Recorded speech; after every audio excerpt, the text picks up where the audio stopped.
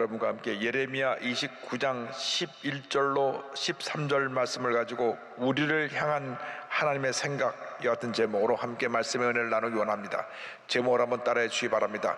우리를 향한 하나님의 생각, 우리를 향한 하나님의 생각. 사람은 생각하는 존재입니다. 그 사람의 생각이 그 사람의 일생을 좌우합니다. 늘 좋은 생각, 긍정적인 생각을 하는 사람은 좋은 사람이 되고 훌륭한 사람이 되어 성공적인 삶을 살아갈 수가 있습니다. 그러나 늘 나쁜 생각을 하고 부정적인 생각을 하는 사람은 그 생각에 사로잡혀서 악한 사람이 되고 문제 사람이 되어서 사회에 존재하지 않았으면 좋겠다 하는 그런 사람으로 남게 되는 것입니다. 그래서 우리는 늘 생각을 바르게 해야 됩니다. 예수를 믿고 나서 우리가 우리 생각을 바르게 해야 됩니다. 나 중심의 생각에서 하나님 중심의 생각으로 생각을 바꿔야 됩니다. 우리 주님이 주시는 긍정적인 생각으로 바꿔서 절대 긍정, 절대 감사의 믿음으로 무장하고 나갈 때 하나님의 은혜가 임합니다. 이것이 올바른 우리의 믿음의 자세요, 우리의 신앙의 모습인 줄로 믿습니다. 내가 나의 주인이 되어 살지 말고 주님이 나의 주님이신 것을 알고 주님의 뜻이 어디 있는지, 주님이 나를 통해서 어떤 일을 하기를 원하시고 계신지, 나에게 맡겨진 사명이 무엇인지 깨달아 알고 그 뜻을 이뤄나가는 주님의 귀한 백성들이 되기를 바랍니다. 우리가 하나님의 말씀을 통하여 주님의 뜻을 깨달을 수가 있고 나를 향한 주님의 뜻을 발견할 수가 있습니다. 늘 말씀을 묵상하고 기도하면서 나를 향한 주님의 뜻을 깨닫고 약속의 말씀 붙잡고 믿음으로 전진 또 전진해가는 여러분 되기를 주님의 이름으로 축원합니다. 먼저 우리를 향한 하나님의 뜻에 대해서 함께 생각해 보기 원합니다. 우리가 믿고 섬기는 하나님은 참으로 좋으신 하나님이십니다. 그 사랑하는 백성들에게 늘 좋은 것을 주시기 원하시는 것입니다. 예레미야 29장 11절은 이와 같이 말씀합니다. 야훼의 말씀이니라. 너희를 향한 나의 생각을 내가 아나니 평안이요 재앙이 아니니라. 너에게 미래와 희망을 주는 것이니라. 인간을 파멸시키는 갖가지 재앙은 마귀로부터 온 것입니다. 마귀는 하나님의 형상대로 지음받은 우리들이 철저히 파괴되고 망가지게 되기를 원합니다. 예수님께서 요한복음 10장 10절에 이와 같이 말씀하셨습니다. 도둑이 오는 것은 도둑질하고 죽이고 멸망시키려는 것뿐이요 내가 온 것은 양으로 생명을 얻게 하고 더 풍성히 얻게 하려는 것이라. 그렇습니다. 악한 원수마귀가 온 것은 우리의 삶에 축복을 도둑질하고 우리를 죽이고 멸망시키러 온 것입니다. 모든 악한 것이 다 마귀로부터 온 것입니다. 그러나 주님께서 우리에게 주신 것은 참된 평안과 기쁨입니다. 그런데 문제는 마음의 평안을 빼앗길 때부터 우리에게 다가옵니다. 주님이 원하시는 것은 마음의 기쁨과 평안함인데 우리가 죄의 지배를 받는 그 순간부터 평안함이 사라지고 두려움이 들어오고 염려, 근심, 걱정이 생겨나는 것입니다. 아담과 하와가 처음 창조되었을 때에 기쁨이 충만했습니다. 감사가 충만했습니다. 늘 주님을 찬양하며 주님께 영광 돌리는 삶을 살았던 것입니다. 그런데 죄를 짓는 그 순간 두려움이 들어왔습니다. 두려움과 공포가 들어왔습니다. 죄의 결과로 다가온 형벌인 것입니다. 창세기 3장 9절과 10절은 설명합니다. 야훼 하나님이 아담을 부르시며 그에게 이르시되 내가 어디 있느냐 이르되 내가 동산에서 하나님의 소리를 듣고 내가 벗었으므로 두려워하여 숨었나이다. 죄를 짓고 나니까 두려움이 들어와서 하나님을 찾을 때 그들은 두려워 떨며 숨었습니다. 그때 이후로 지금까지 인류 역사는 죄의 역사요, 절망의 역사요, 두려움이 넘쳐나는 그 같은 어두운 역사였던 것입니다. 웬일인지 예수님께서 오셔서 우리의 죄와 절망을 다 짊어지고 십자가 달려 돌아가심으로 말미암아 우리는 그 죄와 절망에서 두려움에서 해방되어 자유함을 얻게 되었습니다. 누군지 예수를 믿기만 하면 주님이 주신 은혜로 그 마음에서 두려움이 떠나갑니다. 근심 걱정이 떠나갑니다. 주님이 주시는 평화와 기쁨이 넘쳐나게 되는 것입니다. 우리가 예수를 믿고 늘 성령으로 충만해서 우리 마음에 평안함을 유지해야 됩니다. 하나님의 뜻은 우리가 주님 안에서 평안함을 누리는 것입니다. 예수님께서 요한복음 16장 33절에 이같이 우리에게 말씀하셨습니다. 이것을 너에게 이루는 것은 너희로 내 안에서 평안을 누리게 하려 함이라. 평안을 누리게 하려 함이라. 세상에서는 너희가 환난을 당하나 담대하라. 내가 세상을 이기었노라. 염려하고 근심하고 걱정하는 것은 주님의 뜻이 아닙니다. 각종 문제로 인해서 스트레스를 받고 염려하면 편함이 사라지고 불안과 초조와 근심 걱정으로 말미암아 몸도 망가지고 삶도 엉망진창이 되고 맙니다. 그래서 우리 마음 가운데 늘 주시는 기쁨과 평안함이 넘쳐나야 되는 것입니다. 사도 바울이 감옥 안에서 감옥 밖에 있는 빌립보 교인들에게 고면합니다. 빌립보서 4장 4절입니다. 주 안에서 항상 기뻐하라. 내가 다시 말하노니 기뻐하라. 기뻐하라. 기뻐하라. 기뻐할 수 없지만, 절망할 수밖에 없지만, 문제 가운데 쌓였지만 기뻐하라고 말씀하십니다. 억지로라도 기뻐해야 내 마음에 두려움과 근심과 걱정이 떠나가고 주님의 평안이 임하게 되는 것입니다. 주님 안에서 거룩한 꿈과 희망을 가지고 주님이 주신 기쁨으로 충만하여 믿음으로 전진 또 전진해 나가는 여러분들에게 모두가 되시기를 주님의 이름으로 축원합니다. 그 같은 기쁨과 평안함이 우리에게 임하기 위해서는 우리는 나아가서 주 앞에 부르짖어야 됩니다. 부르짖는 신앙으로 무장할 때 하나님의 은혜가 임합니다. 부르짖으면 주님께서 우리의 기도를 들으시고 응답하시는 것입니다. 예레미야 29장 12절입니다. 너희가 내게 부르짖으며 내게 와서 기도하면 내가 너희들의 기도를 들을 것이요. 우리가 부르짖을 때 주님께서 귀를 기울이시고 우리의 기도를 들으시는 것입니다. 우리가 특별히 예수 그리스도의 이름을 의지해서 부르짖고 또 부르짖으면 주님께서 그 모든 기도를 들으시고 응답하시고 놀라운 은혜와 축복과 기적을 우리에게 베풀어 주십니다. 요한복음 15장 16절입니다. 너희가 나를 택한 것이 아니요 내가 너희를 택하여 세웠나니 이는 너희로 가서 열매를 맺게 하고 또 너희 열매가 항상 있게 하여 내 이름으로 예수 그리스도의 이름으로 아버지께 하나님 아버지께 무엇을 구하든지 다 받게 하려 함이라. 우리가 예수 그리스도의 이름으로 하나님 아버지께 구하면 주님께서 그 부르짖는 기도가 다 응답될 거라고 우리에게 말씀해 주셨습니다. 우리는 하나님 앞에 엎드려 부르짖어야 되는 것입니다. 오늘 우리들의 문제가 무엇입니까? 부르짖어야 됨을 알면서도 부르짖지 않습니다. 내가 내 자신을 의지하기 때문에 문제를 당하면 내 스스로 문제를 해결해 보려고 이리 뛰고 저리 뛰고 이 사람 만나고 저 사람 만나지만 문제는 더 커지고 절망은 더 깊어지는 것입니다.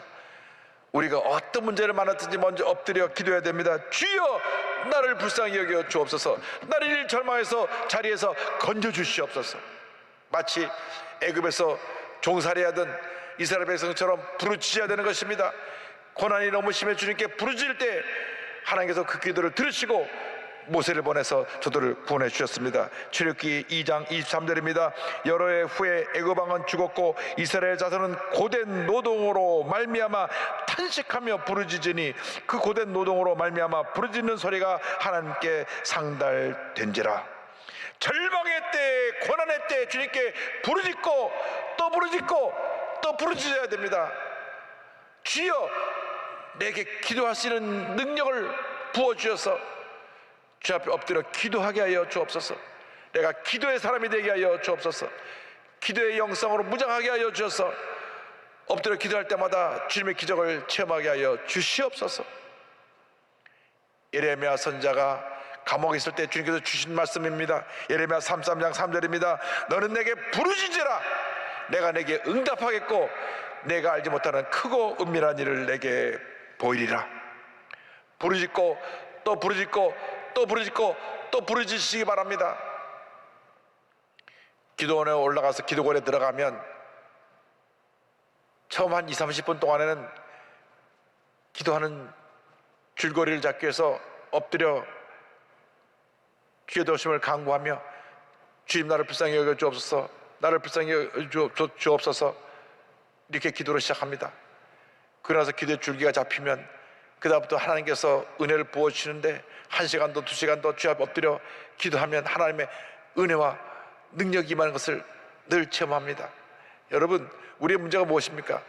너무 삶이 바쁘다 보니까 주님과의 관계를 소홀히 하고 그 바쁜 삶 속에서 내일에 신경 쓰다가 더 많은 어려움을 당하게 되는 것입니다. 그 많은 시간에 나의 바쁨의 모든 걸 다 내려놓고 먼저 주님과 교제하시기 바랍니다. 주 앞에 엎드려 기도하시기 바랍니다. 시편 39편 12절입니다.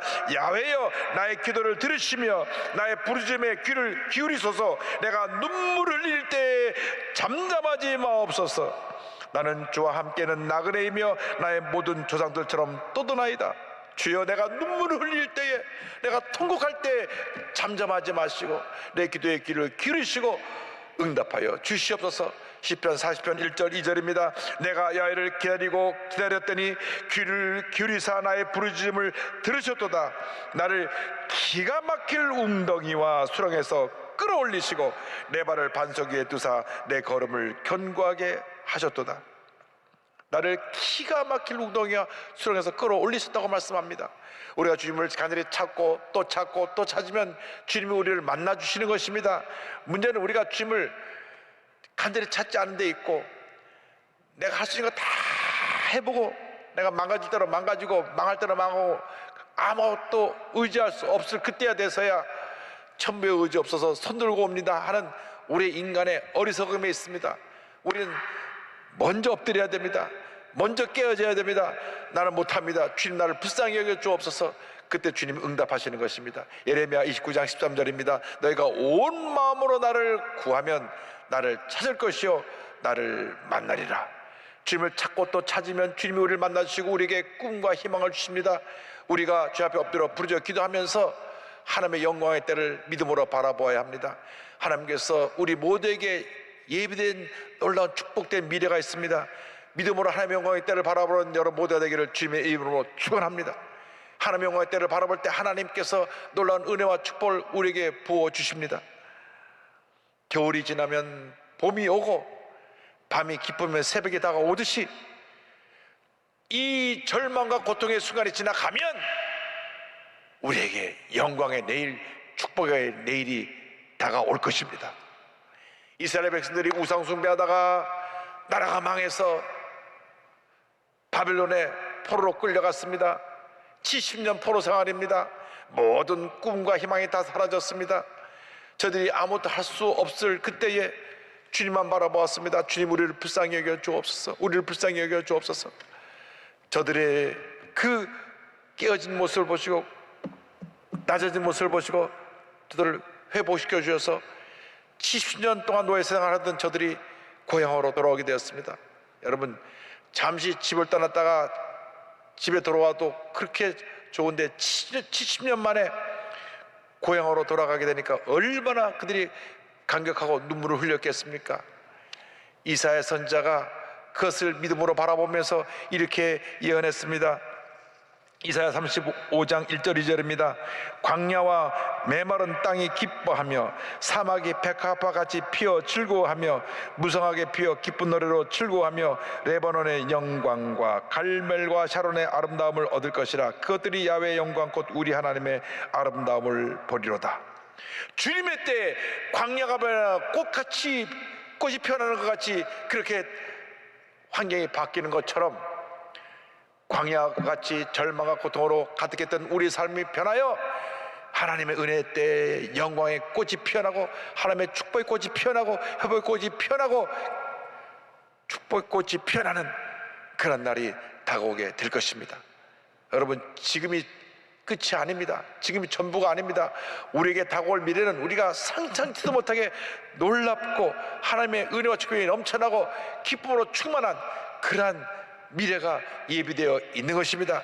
조금만 참고 견디고 지나가고 나면 긴 고난의 시절이 지나고 난 다음 영광의 내일이, 축복의 내일이, 기적의 내일이, 승리의 내일이 다가올 것입니다. 기쁨으로 충만한 그날이 다가올 것입니다. 이사야 35장 10절은 이와 같이 말씀합니다. 야훼의 속량함을 받은 자들이 돌아오되 노래하며 시온에 이르러 그들의 머리 위에 영영한 희락을 띠고 기쁨과 즐거움을 얻으리니 슬픔과 탄식이 사라지리로다. 슬픔과 탄식이 사라지고 하나님의 영광이 임하여 주님의 기쁨이 충만케 되는 그날이 우리에게 예비되어 있습니다. 철저히 우리의 죄를 회개하고 우리의 잘못된 모습을 회개하고 우리의 잘못된 행위를 돌이켜서 주님 앞에 바로 서서 주님 기뻐하시는 모습으로 우리가 회복되기만 하면 하나님께서 이 은혜를 우리에게 쏟아부어 주시는 것입니다. 주님께 돌아온 주님의 백성들에게 기쁨이 충만하고 은혜가 충만한 그런 축복의 삶을 예비하듯 하셨듯이 우리가 깨어지고 낮아서 주 앞에 회개하고 돌아오면 하나님께서 영광의 때 하나님의 예비하신 놀라운 은혜와 축복으로 넘치게 채워 주실 것입니다. 지금 이웃나라 일본에서는 도쿄 2020 올림픽이 한창 진행 중입니다. 코로나 때문에 1년 늦게 올림픽이 개최되어서 5년 동안 저들이 이 날을 위해서 준비하고 또 준비해서 전 세계 스포츠맨들이 와서 저들의 실력을 겨루고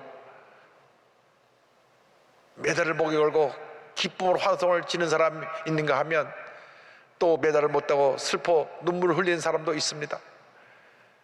그 메달 한번 따려고 5년 동안 모든 것을 절제하고 최선을 다해 노력해서 그들이 메달을 목에 걸게 된 것입니다. 우리 하나님 백성들이 하나님 앞에 설 때 하나님이 주시는 메달을 걸 수 있도록 있는 곳에서 최선을 다하며 하나님의 영광에 살아가는 여러분 모두가 되어야 할 것입니다. 하나님이 기뻐하시는 삶을 살아가시기 바랍니다. 무엇을 하더라도 하나님께 영광 돌리는 삶을 살아가는 여러분 모두가 되기를 바랍니다. 직장에서나 가정에서나 사업장에서나 여러분이 하는 그 모든 일을 통하여 주님의 영광이 나타나는 그러한 삶이 되기를 주님의 이름으로 축원합니다. 이번에 한국 여자 펜싱 사브로 대표팀이 지난 31일 올림픽 단체전 사상 처음으로 동메달을 땄습니다. 그것도 10점 차를 뒤집은 대역전극이었습니다. 그 투혼의 믿음의 선수가 있었으니 최수연 선수입니다. 독실한 크리스찬입니다. 최 선수는 몇 차례 부상으로 운동을 중단해야만 했습니다. 십자인대가 파열되고 발목이 다치고 어깨가 탈골하고 내가 다시 펜싱을 할 수 있을까? 이전처럼 몸이 움직여줄까? 눈물의 재활을 훈련을 하면서 절망에 빠져 대인 기피증과 무기력증의 고통을 받기도 했습니다. 그때마다 붙잡은 것은 하나님이었고 할 수 있는 것은 기도뿐이었습니다. 매 시합 때마다 하나님께 엎드려 간절히 기도했습니다. 대장 인근에 있는 예배당에 나가서 새벽 예배를 드리며 간절히 기도했고 기도할 때마다 주님이 주신 위로와 평강을 누릴 수 있게 되었습니다. 단체전 시합을 하면서도 불교 신자가 있었지만 같이 기도하자 하고 같이 손잡고 기도할 정도로 하나님을 적극적으로 믿고 의지하며 부르짖었습니다. 그 결과 유럽의 펜싱 강호들을 제치고 2015년 유니버시아드 대회 금메달, 2018년, 19년 세계 펜싱 선수권 대회와 아시아 선수권 대회에서 2위, 3위로 좋은 성적을 거두게 되었습니다. 2020 도쿄올림픽 어깨 탈골의 부상 중에서도 신앙적으로 성숙한 운동선수로 기억되기를 바랄 뿐입니다 하고 그가 4강전에 출전해서 단체전 최초 동메달 획득에 힘을 보탰습니다. 최수연 선수가 이와 같이 간증합니다. 절망의 순간마다 하나님을 단단히 붙잡는 시간이 되었습니다. 그때마다 하나님께서 붙들어 주시고 약속해 주시고 응답해 주셨습니다.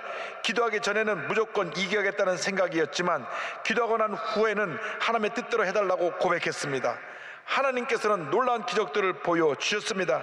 이 기쁨의 순간 모든 영광을 하나님께 돌립니다. 할렐루야. 믿음으로 고난을 이겨낸 것입니다. 주님 안에서 거룩한 꿈을 가지고 우리는 믿음으로 전진해야 합니다. 어떠한 고난과 어려움이 다가와도 절대 낙심하지 말고 절대 긍정, 절대 감사의 믿음으로 무장해서 약속의 말씀을 붙잡고 부르짖어 기도하며 믿음으로 전진 또 전진해 나갈 때 우리에게 좋은 일이 일어날 것입니다. 어떤 어려움과 고통을 당해도 주님만 믿고 자고 나가면 반드시 좋은 일이 일어나게 될 것입니다. 큰 부상을 당해서 엎드려 있을 때 주님이 주신 은혜로 인해서 그 은혜를 감사하며 지은 찬송이 주 안에 있는 나에게입니다. 주 안에 있는 나에게 딴 근심이 있으랴 십자가 밑에 나아가 내 짐을 풀었네. 주님을 찬송하면서 할렐루야 할렐루야 내 앞길 멀고 험해도 나 주님만 따라가리. 주 안에 있는 나에게 딴 근심이 있으랴 십자가 밑에 나가 내 짐을 풀었네. 주님을 찬송하면서